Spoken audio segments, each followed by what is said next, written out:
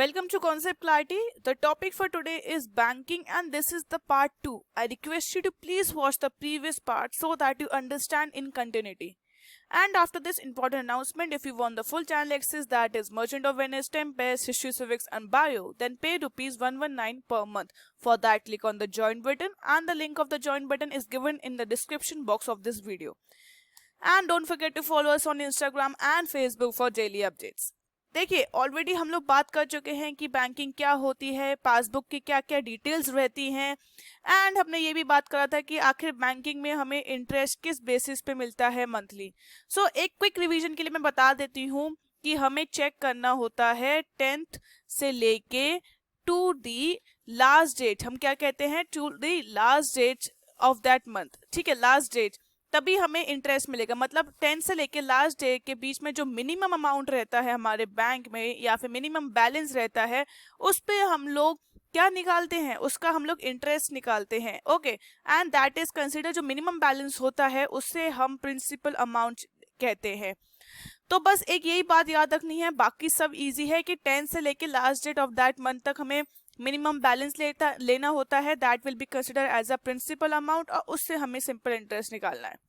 How banking में कुछ नहीं है, हमें अब बस थोड़े से लेवल ऑफ डिफिकल्टी क्वेश्चंस की इंक्रीज करनी है ताकि हमारी ग्रिप अच्छी रहे।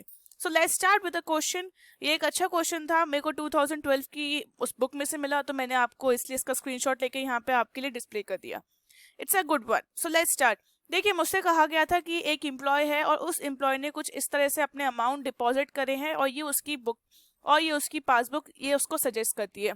तो उन लोगों ने मुझसे कहा कि आपको जो रेट ऑफ इंटरेस्ट रहेगा that will B 5% per annum. Okay, तो अब हमें क्या करना है, we have to find the exact balance. मुझसे कहा गया है calculate the interest due the end of जून।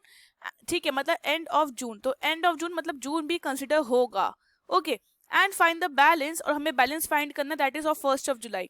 मुझसे कहा गया है 1 जुलाई के बाद if he deposits a cash of ₹100, this is rupees, okay, ₹100 on 1 July, तो उसका भी हमें बैलेंस कैलकुलेट करना है। It's a very good question. Let's start. देखिए, पहले जो पासबुक रहती है, मैंने उस पासबुक को हमने क्या करा, डिपॉजिट करा बैलेंस, तो हमारे पास कितना है 500। मैंने फिर 200 विड्रॉ करा तो फिर 300 बचा। इस तरह से हमें पासबुक का पूरा क्रेडिट दिया हुआ है। इसमें मतलब हमें अब कैलकुलेशन नहीं करनी, विड्रॉ वाला के बाद बैलेंस। एक हमें ये चीज स्टेप 10 ईयर्स में फायदा रहा। तो अब हमें क्या करना है, बस स्टार्ट कर देना है। पहले हम लोग फरवरी का अमाउंट निकालते हैं। ओके, फरवरी का अमाउंट पहले क्या रहेगा, अब देखिए चेक करें। देखिए 3rd फेब को हमारा हमसे मतलब नहीं, हमें क्या रहता है, मतलब हमें रहता है 10 से लेके till the last date of that month. Okay, तो फिर अब 10 से लेके देखो, पहले फेब का लास्ट डे क्या है 11, तो फिर हमें मिनिमम अमाउंट अब 11th को देखना पड़ेगा क्योंकि उसके बाद तो कोई अमाउंट है ही नहीं। तो फिर मिनिमम अमाउंट इधर कितना है 1000, तो फेब का कितना हो गया हमारे पास 1000। आफ्टर दैट मार्च में आइए। अब देखिए मार्च में हमें 1st से शुरू, हमें करना है 10 से शुरू। तो देखो 4th के बाद कोई डिटेल नहीं है, उसका डायरेक्टली है 31, तो लास्ट डेट हमें क्या मिली 31। तो 31 पे देखो कितना अमाउंट है, इट इज 1700, तो हमें 1700 हमने कॉपी कर लिया।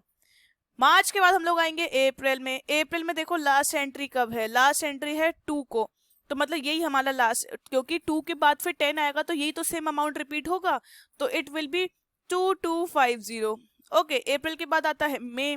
अब मई में देखो कितना रहेगा, मई में वही सेम है, मई का देखो मई उसके बाद 3rd के बाद कोई अमाउंट नहीं है, तो मतलब 3rd का जो अमाउंट होगा वही 10th में रहेगा, तो दैट विल बी 2600। अब देखो जून में कोई एंट्री नहीं है, तो मतलब अब जो मई का ये अमाउंट है, मई का जो अमाउंट है 3rd तारीख को, वो ही तो दोबारा जून में जाएगा क्योंकि जून में तो कोई एंट्री हुई नहीं है, तो जून में भी तो यही 2600 जाएगा क्योंकि जो मई में अमाउंट चल रहा है 30 मई को भी यही रहेगा, 10 जून को भी यही रहेगा और फिर 10 जून से 30 जून तक भी यही रहेगा क्योंकि कोई एंट्री नहीं है, तो फिर मिनिमम अमाउंट क्या रहेगा, इट विल बी 2600। तो हमने इसे कॉपी कर दिया। मुझसे कहा गया था अब calculate the interest due to the end of June. अब due to the end of June हमें ये पूरा मिल गया, टोटल कर लीजिए। अब मैं बुक के हिसाब से लिख ली 9450। देखो इफ कोई एरर हुआ टोटलिंग वाला में कोई बात नहीं, क्योंकि 10 ईयर्स के कभी का क्वेश्चंस गलत होते हैं क्योंकि इनका कोई स्पेसिफिक पब्लिशर नहीं होता। मैं आपको मेन कॉन्सेप्ट समझा रही हूँ और ये वाले फिगर्स आपके बिल्कुल सही हैं क्योंकि मैंने खुद करे हैं। ओके, अगर टोटल और आंसर में थोड़ा आगे पीछे डजंट मैटर, आप कॉन्सेप्ट समझो, आंसर तो आप भी निकाल लोगे। ओके, उसके बाद कहता है मुझसे फाइंड द बैलेंस ऑन 1 जुलाई। देखिए 30 जून तक तो यही था ना बैलेंस, तो 1 जुलाई का हमें क्या करना है, बस हमें इसमें इंटरेस्ट और ऐड करना है। तो मुझे 5% इंटरेस्ट दिया हुआ रेट ऑफ इंटरेस्ट, तो मेरा पी क्या हो गया 9450। आप देख सकते हैं, और रेट ऑफ इंटरेस्ट मैंने तो लिखा हुआ है 5%, तो इंटरेस्ट का फॉर्मूला क्या होता है, P into R into T. तो ये कितना हो गया, पी हमें दिया हुआ है, आर हमने 5 ले लिया और 1/12 ले लिया, क्योंकि हमें खाली जुलाई में ही निकालना है। ठीक है, calculate the rate of interest due to end of June. ठीक है, एंड ऑफ जून, तो अब हमें क्या करना है, एंड ऑफ जून तक हमें निकालना है। तो मैंने ये ऐसे सिंपली निकाल लिया, एंड ऑफ जून का खाली एक जून का इंटरेस्ट मैंने निकाला है। तो जून का इंटरेस्ट मुझे कितना मिला, 39.38 मुझे जून का ये इंटरेस्ट मिल गया, क्योंकि मुझसे कहा गया था पूरे का नहीं निकालना। यही एक गलती बच्चे कर जाते हैं। बच्चे क्या करते हैं, सिंपली कुछ नहीं करते, वो लोग क्या करेंगे, वो लोग सिंपली आपका ये देख लेते हैं कि अच्छा बस इंटरेस्ट निकालना है, वो जून वून नहीं पढ़ते कि जून में निकालना था कि कब निकालना था, और यही गलती सबसे ज्यादा होती है। So that's why request you read the question very properly. इसमें खाली लिखा हुआ है calculate the interest due to the end of June, तो तभी हमें खाली क्या लेना है, 1/12 ही लेना है। काफी बच्चे क्या कर देंगे, 6/12 ले लेंगे, वो क्या करेंगे पूरा फेब से लेना शुरू कर देंगे। That's wrong. ओके, तो ये 5/12 होगा अगर फेब से लेंगे, तो दिस इज रॉन्ग। यहाँ पे देखिए एट द एंड ऑफ जून लिखा है, तो अब हमने निकाल लिया, दैट विल बी 39.38। ओके, अब मुझसे कहा गया calculate the final balance on 1 July, तो 1 जुलाई को क्या हो जाएगा, 39.38 भी इसमें ऐड हो जाएगा। So this gives out to be 39 और उसके बाद मुझसे कहा गया if you deposit cash of ₹100 on the 1 July, तो विच इज एंटर्ड इमीडिएटली, तो मतलब इसमें उसने 100 रुपीज और ऐड कर दिए हैं। तो देखिए 39.38 प्लस 100 भी कर दो, तो इट विल बी 139, और उसको प्रिंसिपल में ऐड कर दो, तो this comes out to be 38.9859। ये आपका आंसर आ गया, दिस विल बी 9589.38, ये आपका आंसर है।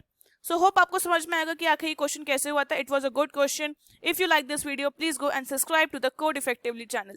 Thank you for watching.